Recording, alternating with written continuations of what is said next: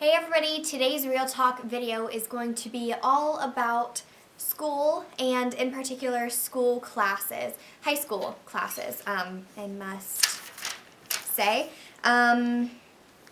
This was requested by Taylor Tumblr 33 and I think she requested it a few times, maybe some other people requested it as well. But I think it is an interesting topic to talk about because it's something that everybody has to go through, picking out your classes each year for high school. And I think it can be hard to choose what classes because some classes, your friends might be taking more or they might be stressed a lot when they're not actually like that needed. So I just want to tell you my opinion. I am a senior, so I have already taken basically all my classes. I just have one more class that's going to change. I have a lot written down. I actually have like a list of classes, like kind of specific classes that I would suggest, but I'm just going to go over a few things before that. So as you're going into your freshman year of high school, it's probably going to be pretty scary. You're going to be clueless as to what to take. But as the years progress, sorry, that was my mom. But as the years progress, it kind of gets easier because you kind of fall, or you kind of like figure out what classes you enjoy the most, because freshman year is kind of more of the like basic classes, like you'll take a basic English, math, whatever the math that you take is, a science, a history, PE, those type of classes. There aren't a ton of options, but like I said, as you go through high school, the options open up and it just becomes a little bit easier to choose because you do have more options, but you also kind of know what you like more. But what I would say is that, especially in the first 3 years, to really push yourself. The first 3 years are really what matter the most. Senior year is the time when you can kind of give yourself a break, and I think that's why you should push yourself, especially sophomore and junior year. First of all, because they are the years that are most looked at for college applications. So especially junior year, you want to make sure that you're on top of your game and have classes that you'll be able to succeed in, and I'll talk about that in a minute. But also because you kind of want to be able to have the opportunity to relax a little bit senior year if you would like to. Some people don't. I mean, I basically took the same level classes that I took in my junior year, but I had the opportunity to take all basic classes except for English, so it's nice to kind of have that option.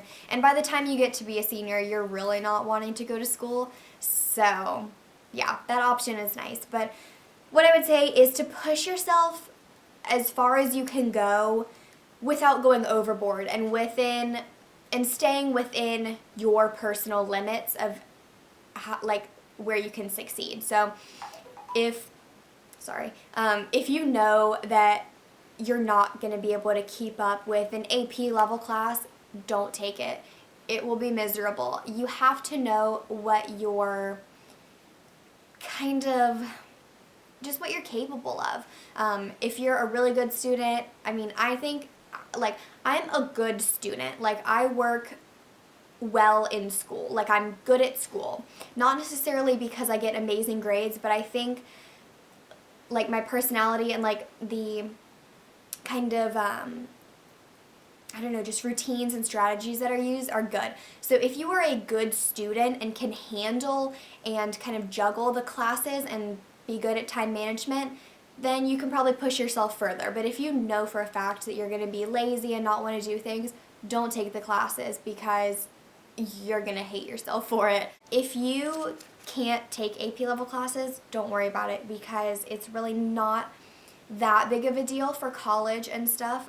They're looking more for if you like progressed from year to year and kind of increased in the kind of hardness of a test, and if you succeeded, or in a class, and if you succeeded or not necessarily if you took a million AP classes or whatever. So don't worry too much about that. Another thing that I want to talk about is about languages, foreign languages. At my school, you have to take 2 years of a language. They've changed it where you don't have to have languages to graduate, but basically for any college, you have to have taken at least 2 consecutive years of a language to get in That's just how it is for most colleges, and it just looks good, and you can skip over college languages. So, I mean, if you don't have a language, you're gonna have to take it in college, so try at that. I feel like I have a lot of experience with like languages.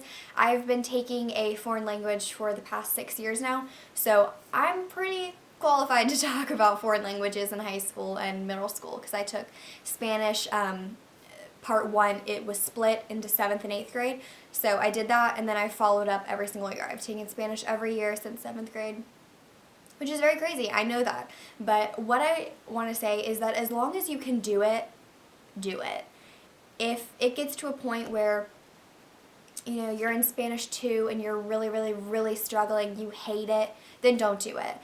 Because 3 is quite a bit harder. But after you get past the grammar stuff, the years in Spanish just get easier. I'm in AP Spanish right now. We do nothing. I'm not even joking.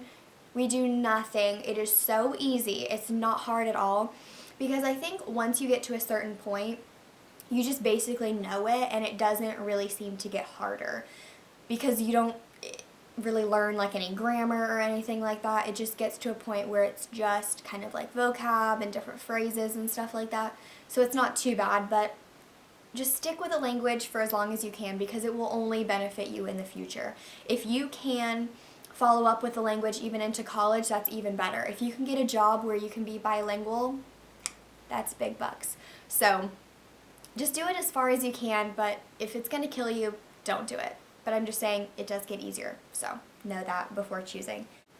And then I have some classes specifically that I kind of want to talk about. So like I said, foreign language, any foreign language, I would recommend taking 3 years minimum, but you know, if you can get as far as possible, it will only be better for you. I promise that. But also, I would say a psychology class, goodness. We have standard psychology and AP. I took AP and thought that it was extremely interesting. And even if you're not super into psychology like I am, I think it's just an interesting class because you learn a lot of stuff about people and kind of the way people work. And it's just something that's kind of interesting to have in the back of your mind through certain situations, kind of knowing why people do things and stuff like that. Then I would say a marketing class of some sort. We have tons of marketing classes at my school, and they're really applicable to basically everything. You can use a marketing skill for, really any time of your life. You're going for a job application, you're marketing yourself. You can use that, so that's always nice. And for us at our school, we have to have one to graduate, like a marketing credit. I've taken so many. I'm in my 5th or 6th class now. I'm in 2 this year. I would also recommend taking at least one AP level English class if you can and have time for it and can do the work and handle it. I took AP English 3 and I think it was composition, English language and composition, and AP 4 is literature. I think so. But it just is good for college. I'm pretty sure they don't accept 2 English courses though, so I would only recommend 1 if you're going to take one, but it's just interesting and you learn a lot of essay writing skills, which are super, super, super important for college applications and going into college, so if you can do that, do that. And then I also wanted to mention AP Statistics. That is usually a junior or senior level course, but I'm in stat right now, and I don't think that it's too hard. I think that it is a nice kind of medium to low level math class. It's really not that hard, and you get more credit for it. It's an AP level class. It gets you out of certain classes in college, which is amazing for any AP level class because they get you out of like basic classes. But also stat is very useful. I think that a lot of people could use it depending on the job that they use, and it's just interesting. So yes, and then the last thing that I want to talk about are clubs. I think that academic clubs are really beneficial and useful. Personally, I'm in DECA, which is a marketing-based club, and I think that it is one of the most useful and helpful things that I have done throughout school. Even more than some of my classes, academic-based clubs are extremely helpful. DECA is the marketing-based club, like I said, so you're basically like proposing ideas and products, but really what it helps you with is communication and personal like interaction skills. It has helped me tremendously with going into new situations and meeting new people and being professional about it, and I think that's super important and a useful tool for anybody. So I would recommend that if you have the time, and it's fun too. You can do it with friends. So yeah, I hope you all enjoyed this video and it was useful to at least a few of you taking high school classes and maybe getting ready to think about your schedule for next year. They are just a few suggestions. You know, the classes that I suggested are a little bit higher level, but like I said, if you can push yourself and know that you have the time to dedicate yourself to the classes and the work and stuff like that and have the time, then I say go for it, because a challenge is always great and will always look good for college. So yeah, I hope you all enjoyed this video. Leave any other requests for Real Talks in the comments down below and tell me what some of your favorite high school classes have been. My favorite, ooh, gosh, that's hard. I honestly think one of my favorite classes this year is AP Spanish, which is crazy, I know. But yeah, so I hope you all are having a fantastic day, and I will see you all next time. Bye, everyone.